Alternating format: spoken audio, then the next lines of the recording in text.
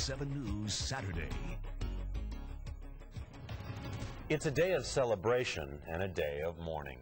Good evening and thanks for joining us. Tomorrow marks the 25th anniversary of the fall of Saigon. And while the Vietnamese are celebrating their victory, American veterans are mourning the loss of their fellow soldiers.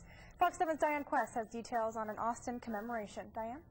Catherine, whether it's a celebration or a commemoration, both sides agree on one thing. You cannot ever forget the horrors of the war, and you must always remember the lessons that came out of it.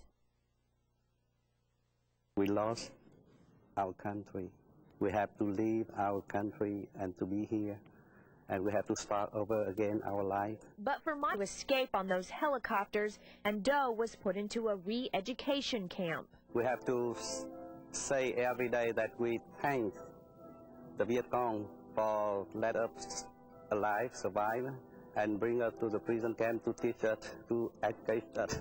And for the American soldiers who did make it home, just come in from the field and had a long ride up here in the Mighty Might. It was no hero's welcome. No military man ever loves the war, believe me.